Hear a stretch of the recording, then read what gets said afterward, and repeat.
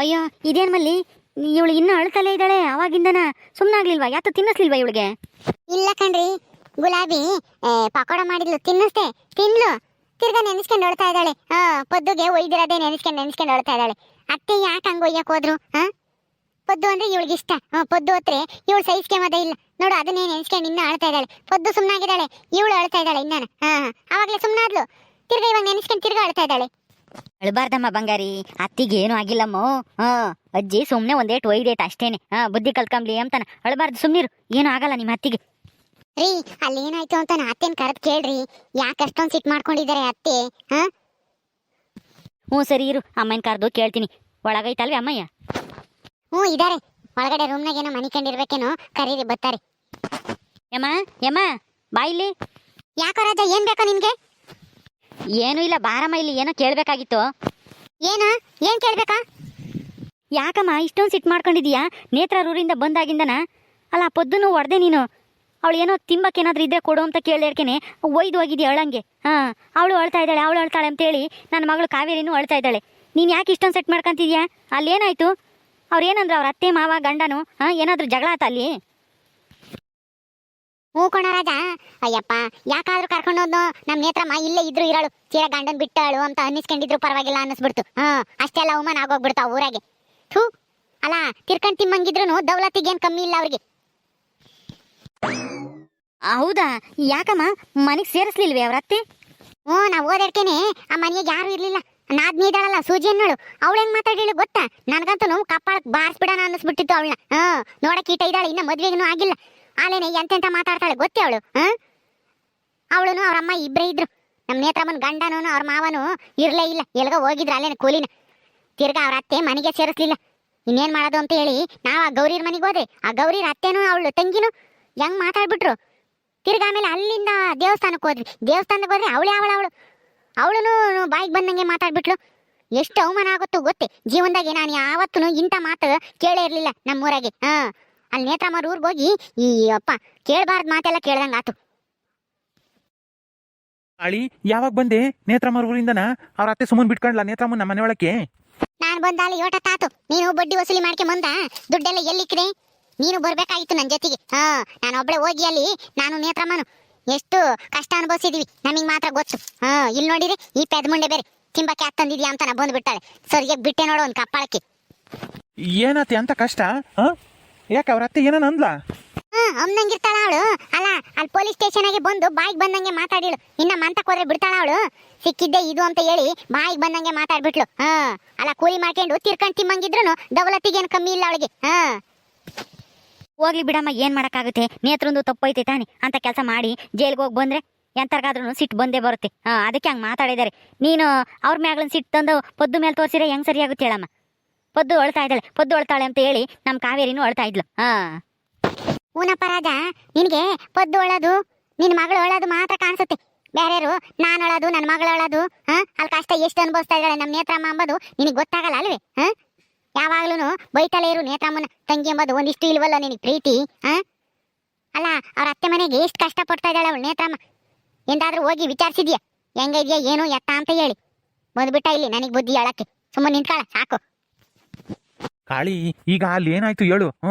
ಈಗ ನಮ್ಮ ನೇತ್ರಮ್ಮ ಎಲ್ಲಿದ್ದಾಳೆ? ಮನೆಗೆ ಬಿಟ್ಕೊಂಡ್ಲು ತಾನೇ ಅವ್ರ ಅತ್ತೆ? ಬಿಡ್ಕೊಂಡೆ ಏನ್ ಮಾಡ್ತಾರೆ? ನಾನು ಹೋದ್ಮೇಲೆ ಬಿಡ್ಕೊಂಬ್ಲೇಬೇಕು.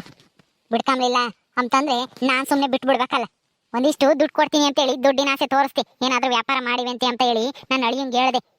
ಸರಿ ಆತು ಅಂತ ಹೇಳಿ ಅವ್ರ ಅತ್ತೆನೂ ಮಾವನು ಒಪ್ಕೊಂಡ್ರು. ಮನೆಗೆ ಸೇರಿಸಿ ಬಂದಿದ್ದೀನಿ. ನೀನು ಒಂದಿಷ್ಟು ದುಡ್ಡು ತಕೊಂಡೋಗಿ ಕೊಡು, ನಮ್ಮ ನೇತ್ರಮ್ಮ ಕೈ ಕೊಡು. ಏನಾದ್ರೂ ವ್ಯಾಪಾರ ಮಾಡಿ ಗಂಡ ಎಂತಿನೂ ಚೆನ್ನಾಗಿ ದುಡ್ದು ಸಂಪಾದನೆ ಮಾಡಿದ್ರೆ ಅವ್ರ ಅಪ್ಪಯ್ಗೂ ಅಮ್ಮಯ್ಗೂ ಅವಾಗ ಸರಿಯಾಗಿ ಪಾಠ ಕಲಿಸ್ಬೋದು. ಅವಾಗ ಇವ್ರು ಹೇಳ್ದಂಗೆ ಕೇಳ್ತಾರೆ. ಏನು ಅಂದ್ರೆ ನನ್ನ ಅಳಿಗೆ ಏನು ಸಂಪಾದನೆ ಮಾಡಲ್ವಲ್ಲ. ಈಗ ಅವ್ರ ಅಪ್ಪ ಅಮ್ಮ ಇದ್ರಾಗೆ ಇದ್ದಾನೆ ಹಂಗನಾಗೆ, ಅದಕ್ಕೆ ಬಾಯಿಗೆ ಬಂದಂಗೆ ಮಾತಾಡ್ತಾರೆ ಅವರು. ಇವ್ರು ಹೇಳ್ದಂಗೆ ಕೇಳಬೇಕು, ನನ್ನ ಅಳಿಗೇನು ನನ್ನ ಮಗಳು ಹೇಳ್ದಂಗೆ ಕೇಳ್ಕೊಂಡಿರ್ಬೇಕು ಅವ್ರ ಅತ್ತೆನೂ ಮಾವನು. ಹಂಗೆ ಸಂಪಾದನೆ ಮಾಡ್ರಿ ಅಂತ ಹೇಳಿ ದುಡ್ಡು ಕೊಟ್ಟು ಬಾ ಹೇಳ್ತೀನಿ. ಆದ್ ಬಿಡಮ್ಮ, ನಾನೇನೆ ಹೋಗಿ ನೇತ್ರನ ನೋಡ್ಕೊಂಡು ಹಂಗೆ ದುಡ್ಡು ಕೊಟ್ಟು ಬರ್ತೀನಿ. ನನ್ನ ಕೈಗೆ ಕೊಡು, ನಾನೇ ನಾಳೆಗೆ ಹೋಗಿ ಬರ್ತೀನಿ ಅವ್ರ ಊರಿಗೆ. ಏನು ಬೇಡಪ್ಪ, ನೀನು ಹೋಗೋದು ಬೇಡ, ಆಮೇಲೆ ಅಲ್ಲಿ ಏನಾದರೂ ಎಡವಟ್ ಮಾಡೋದು ಬೇಡ. ನಿನ್ನ ಬುದ್ಧಿ ನನಗೆ ಚೆನ್ನಾಗಿ ಗೊತ್ತೈತಿ. ಅಲ್ಲಿಗೆ ಹೋದ್ರೆ ನೀನು ನೇತ್ರನೇ ಬೈದು ಬತ್ತಿ. ಸುಮ್ಮನೆ ಯಾಕೆ ನೀನು ಹೋಗೋದು ಬೇಡ, ಏನು ಬೇಡ. ನಿಮ್ಮ ಅಪ್ಪ ಹೋಗ್ತೈತೆ, ನೀನು ಹೊಲ್ದಾಗ ನೋಡ್ಕೆ ಸುಮ್ಮನೆ. ಅಲ್ಲ ಕಣಮ್ಮ, ಎಲ್ಲದಕ್ಕೂ ಬೈತೀಯಲ್ಲ ನೀನು. ತಂಗಿ ಬಗ್ಗೆ ಒಂದಿಷ್ಟು ಪ್ರೀತಿ ಇಲ್ಲ ಅಂತ ಹೇಳ್ತೀಯ. ಈಗ ನಾನೇ ಹೋಗಿ ದುಡ್ಡು ಕೊಟ್ಟು ಬರ್ತೀನಿ ಅಂತ ಹೇಳಿದ್ರೆ ಅದಕ್ಕೆ ಬೇಡ ಅಂತ ಇದೆಯಾ? ಎಲ್ಲ ನೀನೇ ಹೇಳ್ತಾ ಇದೆಯಾ. ಏ ರಾಜ, ನೀನು ಮದ್ವೆ ಆದ್ಮೇಲೆ ಎಷ್ಟು ಬದಲಾಗಿದ್ಯಾ ಅಂಬುದು ನಮಗೆ ಚೆನ್ನಾಗಿ ಗೊತ್ತೈತಿ. ಅದಕ್ಕೆ ಮತ್ತೆ ನಿನ್ಗೇನು ಹೇಳಕ್ ಹೋಗಲ್ಲ, ಸುಮ್ಮನೆ ಹೋಗದ್ ಕಲ್ತ್ಕ. ಅಲ್ಲ, ನೀನು ಯಾರ ಮಾತು ಕೇಳ್ತಿ ಅಂಬುದು ನನಗೆ ಚೆನ್ನಾಗಿ ಗೊತ್ತೈತಿ. ನೀನೇನು ನನಗೇನು ಹೇಳಕ್ ಬರಬೇಡ. ತಂಗಿ ಮೇಲೆ ಪ್ರೀತಿ ಐತಿ ಅಮ್ಮ ಥರ ನಾಟಕ ಮಾಡಕ್ ಬರಬೇಡ. ಹೋಗು ಸುಮ್ಮನೆ. ನಿನ್ನ ಹೆಂಡತಿ ಮಗಳು ಒಯ್ದಾಳ್ ತಾನೆ, ನೋಡ್ಕೊಂಡು ಆಟ ಆಡ್ಸ್ಕೊಂಡಿರು. ನೀನು ಎಲ್ಗೂ ಹೋಗ್ಬೇಡ. ಹೋಗು ಸುಮ್ಮನೆ. ಹೊಲ್ತಾಗ ಅಲ್ಲಿ ಏನಾನ ಕೆಲಸ ಇದ್ದರೆ ನೋಡ್ಕೆ ಹೋಗು. ನಿಮ್ಮ ಅಪ್ಪ ಹೋಗಿ ಕೊಟ್ಟು ಬರ್ತಾರೆ. ಅವ್ರಿಗೆ ಗೊತ್ತೈತಿ ಹೆಂಗೆ ಹೇಳಿ ಬರ್ಬೇಕು ಅಂಬೋದು. ನಿನಗೆ ಅವೆಲ್ಲ ಗೊತ್ತಾಗಲ್ಲ. ಯಪ್ಪ, ನಾನು ಹೊಲ್ತಾಗ ನೋಡ್ಕೊಂತೀನಿ. ನೀನು ಅದೇನು ನೇತ್ರಿಗೆ ದುಡ್ಡಂತೆ ಕೊಟ್ಟು ಬಾ, ಹೋಗಿ ತಗೊಂಡೋಗಿ. ನಾನೆಲ್ಲ ನೋಡ್ಕೊಂತೀನಿ. ನಿಧಾನಕ್ಕೆ ಬಾ, 1-2 ದಿವಸ ಇದ್ದು. ಸರಿ ಆಯ್ತು, ಹೋಗಪ್ಪ ನೀನು. ಮಲ್ಲಿ, ನಾನು ಹೊಲ್ತಾಗ ಹೋಗಿ ಬರ್ತೀನಿ. ನೀನು ಹಂಗೆ ನೋಡ್ಕ ಇಲ್ಲಿ ಮನೆ ಕಡೆಗೆ. ಸರಿ ಆಯ್ತು ಕಣ್ರಿ, ಹೋಗಿ ಬನ್ನಿ. ಕಾಳಿ, ಎಷ್ಟು ತಗೊಂಡೋಗನೆ? ಏನು ವ್ಯಾಪಾರ ಮಾಡ್ತಾರಂತೆ? ಏನ್ ಮಾಡ್ತಾರೋ ಏನೋ, ನನಗೇನು ಗೊತ್ತಿಲ್ಲ. ಒಟ್ನಲ್ಲಿ ಏನಾದ್ರು ವ್ಯಾಪಾರ ಮಾಡ್ರಿ, ನಾನು ದುಡ್ಡು ಕೊಡ್ತೀನಿ ಅಂತ ಹೇಳಿ ಬಂದಿದ್ದೀನಿ. ಒಂದು 25-30 ಸಾವಿರ ಇಕ್ಕೊಂಡು ಹೋಗು. ಕೇಳಿ ಎಷ್ಟು ಖರ್ಚಾಗುತ್ತೆ, ಎಷ್ಟು ಬೇಕು ಬಂಡವಾಳ ಅಂತ ಹೇಳಿ ತಿಳ್ಕೊಂಡು ಎಷ್ಟು ಬೇಕು ಅಷ್ಟು ಕೊಟ್ಟು ಬಾ. ಜಾಸ್ತಿ ಏನು ಕೊಡಕ್ಕೆ ಹೋಗ್ಬೇಡ. ಜಾಸ್ತಿ ಕೊಟ್ಟಷ್ಟು ತಿಕ್ಕ ಮ್ಯಾಕ್ ಹೋಗುತ್ತೆ ಅವ್ರದ್ದು. ಕೊಟ್ಟು ಕಲ್ಸೋಷ್ಟು ಕೊಡ್ಲೇಳಮ್ಮಂಗೆ ಆಗುತ್ತೆ.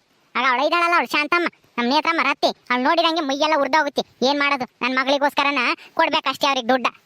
ನನ್ನ ಮಗಳು ನೋಡ್ಕೊಂಡು ಕೊಡೋದು ಅಷ್ಟೇನೆ. ಏ ಮಲ್ಲಿ, ನಿನಗೇನೇ ಬೇಕು? ನಾವು ಮಾತಾಡ್ಕೊಂಡು ನಿಂತಿದ್ದೀವಿ ತಾನೇ. ಹೋಗು ನೀನು ಒಳಗೆ. ಏನೋ ಕೆಲಸ ಇದ್ರೆ ನೋಡ್ಕೆ ಹೋಗಿ. ಇಲ್ಲೇನು ನೋಡ್ಕೊಂಡು ನಿಂತಿದ್ದೀವಿ ನಮ್ಮ ಮಕ್ಕನ. ಏನೋ ಮಾತಾಡ್ತಿದ್ದಲ್ಲ, ಅದಕ್ಕೆ ನಿಂತಿದ್ದೆ ಅಷ್ಟೇ ಅತ್ತೆ. ಹೋಗ್ತೀನಿ ಬಿಡ್ರಿ.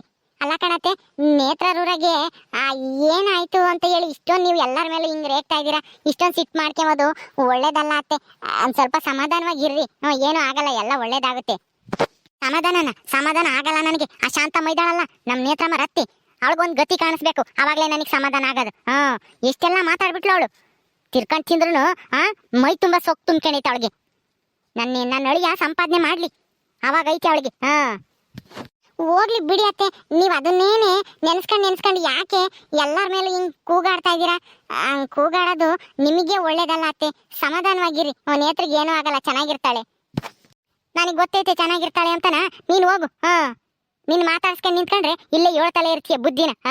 ಸುಮ್ಮನೆ ಒಳಕ್ಕೆ ಹೋಗು ನೀನು. ಸರಿ ಅತ್ತೆ. ಕಾಳಿ, ಸಮಾಧಾನ ಮಾಡ್ಕೇಳಿ. ಯಾಕಂಗೆ ರೇಗ್ತಾ ಇದೀಯಾ? ನಾನು ನೋಡ್ತಲೇ ಇದ್ದೀನಿ. ನೀನು ಮಾತಾಡ್ಸ್ತಾರ ಮೇಲೆಲ್ಲ ರೇಗ್ತಾ ಇದೆಯಲ್ಲ. ನೀನೊಬ್ಬ ಬಾಕಿ ಇದ್ದೇನ ನನಗೆ ಬುದ್ಧಿ ಹೇಳಕ್ಕೆ? ಇಷ್ಟೊತ್ತು ಅವರಿಬ್ರದ್ದು ಆತು, ಇವಾಗ ನೀನು ಶುರು ಮಾಡ್ಕೊಂಡ? ಸುಮ್ಮನೆ ಹೋಗತ್ ಕಲ್ತ.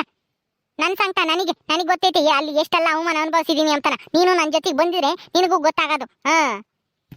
ಆಯ್ತು ಬಿಡೆ ಮಾರಾಗಿತ್ತಿ, ನನ್ನೂ ಬೈತಿಯಲ್ಲೇ.